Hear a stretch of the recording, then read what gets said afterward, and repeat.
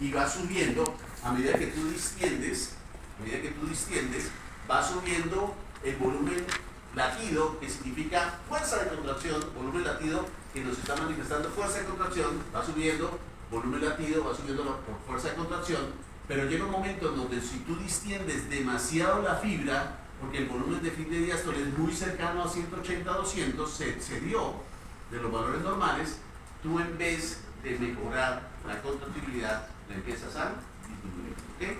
Ley de Franz Stagner, importante tenerla aquí en cuenta, ¿no? Bueno, muy bien. Entonces, una cosa importante acá es que este sistema cardiovascular tiene controles y el objetivo del sistema cardiovascular es mantener un flujo sanguíneo constante. Y entonces, para mantener el flujo sanguíneo constante, los vasos sanguíneos tienen que responder a esos cambios de flujo. Nosotros tenemos una teoría miógena o una teoría metabólica que explica ese efecto de la autorregulación de los vasos sanguíneos. Si a mí se me aumenta la presión arterial, va a generar en un momento determinado una mayor distensión de las paredes de las arterias y esto va a generar potencialmente un mayor flujo de sangre a los tejidos.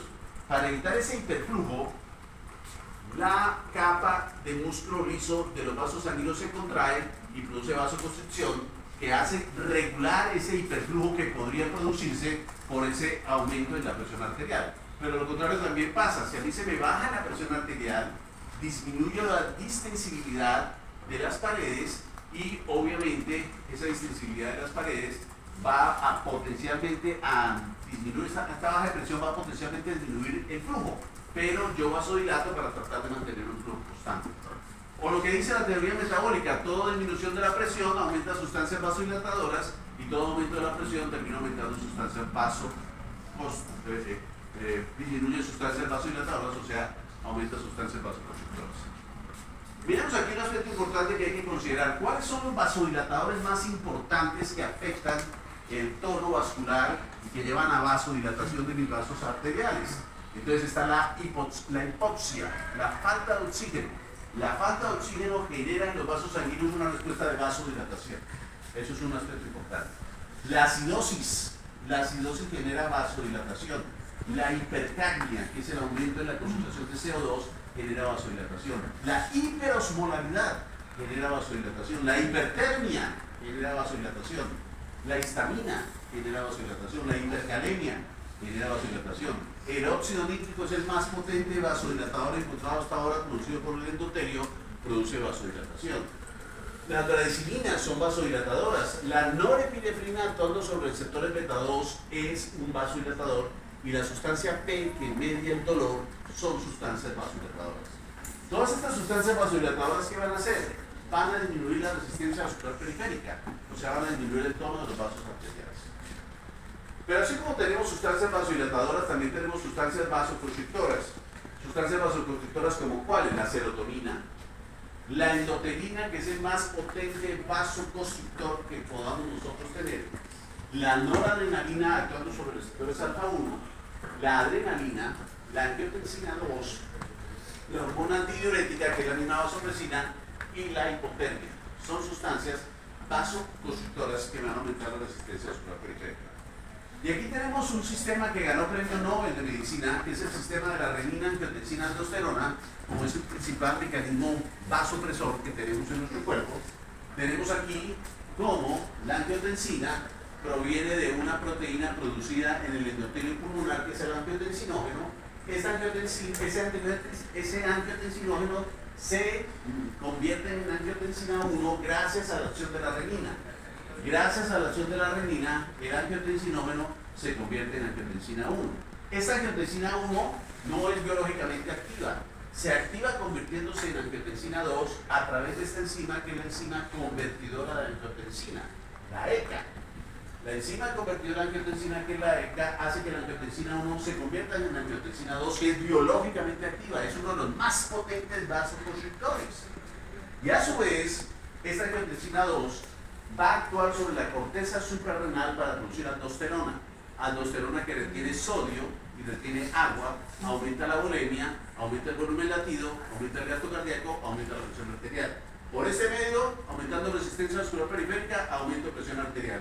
Por este medio, reteniendo sodio y agua, aumentando volemia, volumen latido, gasto cardíaco, aumento de presión arterial.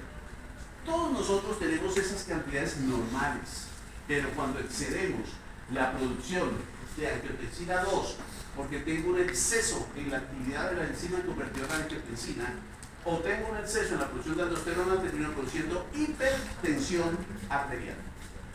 Esto que fue descubierto permitió conocer el papel importante de la enzima convertidora de angiotensina y diseñar fármacos para bloquear la enzima convertidora de angiotensina. Y eso fue premio Nobel.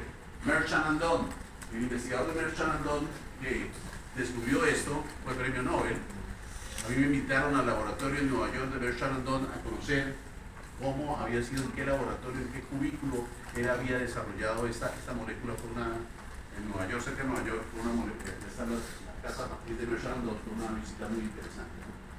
Bueno, esta inhibidores de ECA, captopril, enalapril, lisinopril, lamiprim, todo lo que termine en pril es un inhibidor de la enzima convertidora de angiotensina y bloquea la producción de angiotensina 2 parcialmente y de aldosterona, mejorando la presión arterial. Pero años después descubrieron que también era importante bloquear los receptores de la aldosterona. Entonces desarrollaron moléculas para actuar aquí más abajo, bloquear el efecto de la aldosterona. Son los receptores, los ARA2, antagonistas del receptor de la aldosterona tipo 2. ¿Cuáles son? Son el candesartán, el losartán, el valsartán. Todo lo que termine en tan es un bloqueador de los receptores de la angiotensina 2. Entonces esto es bien importante. Ahora, ¿la renina de dónde viene? De la prorenina. ¿Y la prorenina de dónde viene para convertirse en renina? De la calicreína. ¿Y la calicreína que viene? De la pericardiaina. Y para pasar de calicreína a calicreína, ¿qué necesitamos? Factor 13 de la coagulación. Caramba. ¿Y la bradicilina de dónde viene? De los cininógenos. Y para pasar cininógenos a bradicilina, ¿qué necesitamos? También la calicreína. ¿Y la bradicilina qué es? Un potente vasodilatador. Aquí hay vasodilatación, aquí hay vasoconstricción, hay un equilibrio. Sin embargo, la ECA es tan potente que estimula la vasoconstricción y degrada la bradicilina en factores osamento. No es tan potente. Finalmente, si nos queda tiempo, si nos quedan 5 minutos, nos queda tiempo, vamos a hablar de que la presión arterial se puede controlar por los vasoreceptores. Vasoreceptores que son terminales nerviosas en las paredes de los vasos sanguíneos o de las cavidades cardíacas que detectan cambios en la presión arterial. Entonces tenemos vasoreceptores en la vena cava superior e inferior, tenemos vasoreceptores en la aurícula derecha y la aurícula izquierda, en el ventrículo izquierdo, en las venas pulmonares, en el callado de la aorta y en el seno carotídeo. Tenemos toda esa cantidad de vasoreceptores. Entonces, el más importante de los vasoreceptores es el seno carotídeo. Entonces vamos a mirar un ejemplo de un vasoreceptor en el seno carotídeo. Entonces, miren lo que tenemos acá. Vamos a ubicar el seno carotídeo. El seno carotídeo es una dilatación que encontramos en la carótida. Todos ustedes, si se tocan la carótida y avanzan hasta cerca del ángulo de la mandíbula, van a encontrar una dilatación de esa carótida que es el seno carotídeo. Es el más importante vasoreceptor que tenemos para detectar cambios de la presión arterial y para controlar nuestra presión arterial. Entonces, en estos 5 minutos, que hemos tenido 2 clases, pero no tuvimos, en estos 5 minutos, un dato, usted es el espía de este grupo, ¿no? ¿Ustedes sabían que él era el espía? ¿No? ¿Ya sabían? Sí, bueno, pero no me cuenta que no tenían hoy clase, entonces yo he hecho 2 clases hoy. No hubiera corrido tanto como están viendo que estoy corriendo. Finalmente, el vasoreceptor. Está funcionando esta tecnología. Claro que nadie sabe que usted es el espía aquí en el grupo. Bueno, muy bien. Entonces, ya lo están viendo como raro, ¿no? Ya lo están viendo raro. Tira, él no cuenta nada, toca sacarle todo, porque miren, teníamos hoy clase y no tenían clase a las 8 y nunca supe que no tenían clase a las 8. Bueno, señores, miren acá. Acá está el seno carotídeo. Esta es la carótida.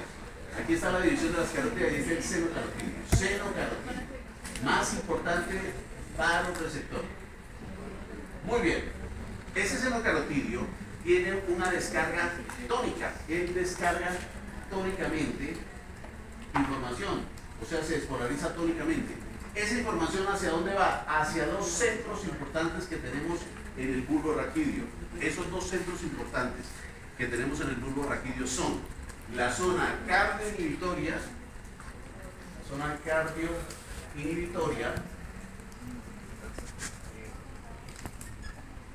y otra zona que tenemos más abajito, que es la zona vasomotora.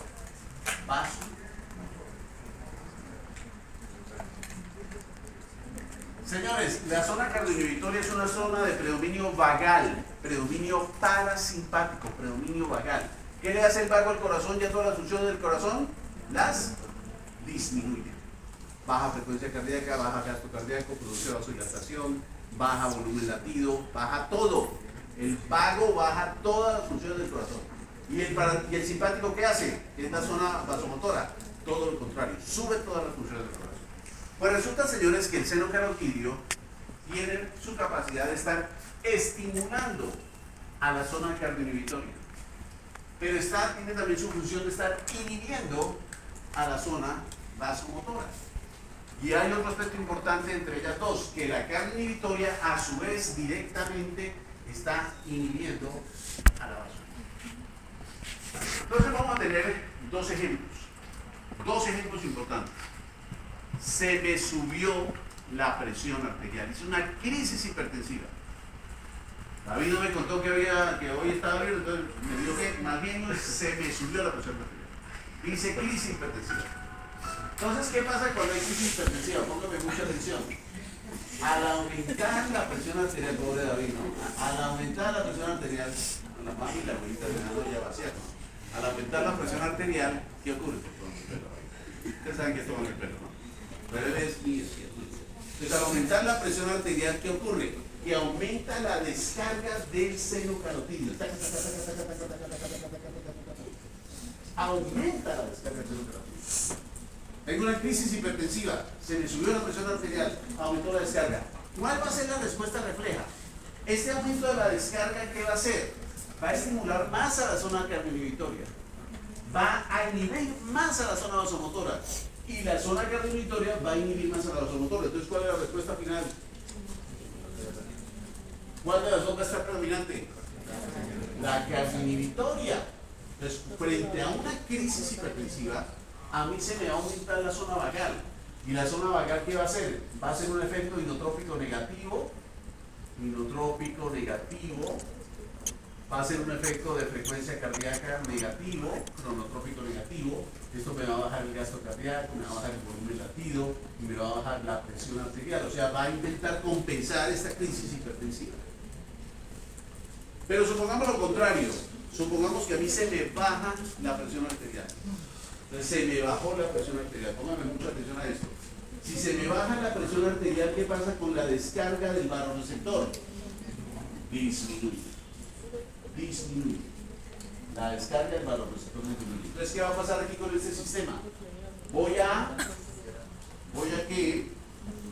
disminuir la estimulación sobre la zona vasomotora, voy a disminuir la inhibición sobre las cardioinhibitorias vasomotoras y voy a disminuir esto. Entonces, ¿cuál es la respuesta? Una respuesta simpática.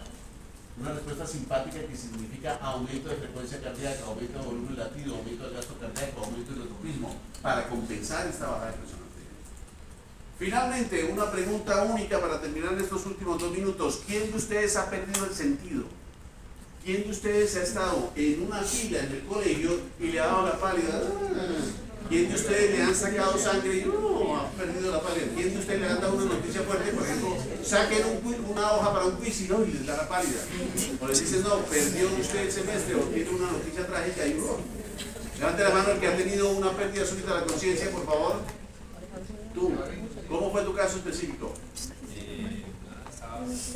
Por convulsión. ¿Qué convulsión? Ah, fue una convulsión.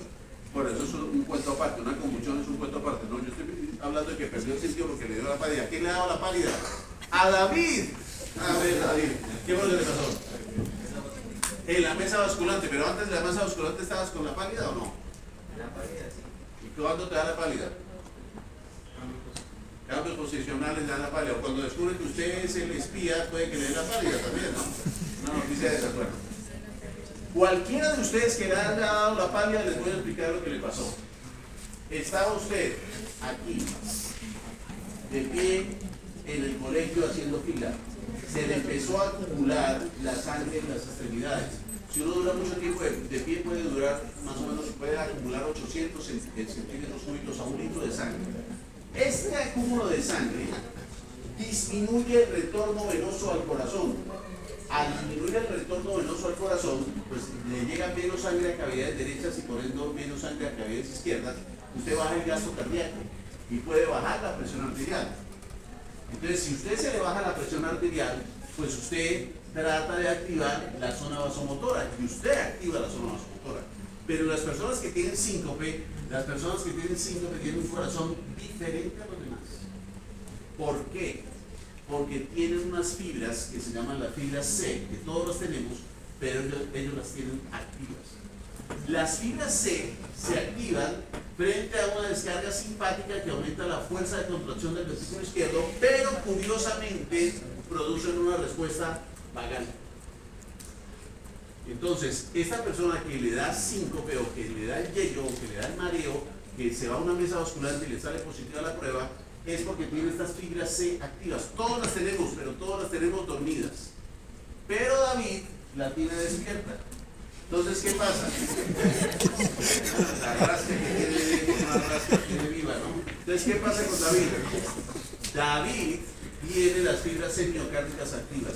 Él, frente a estar mucho tiempo de pie o frente a algún estímulo que intente bajarle la presión arterial, él muy bien dispara una respuesta simpática.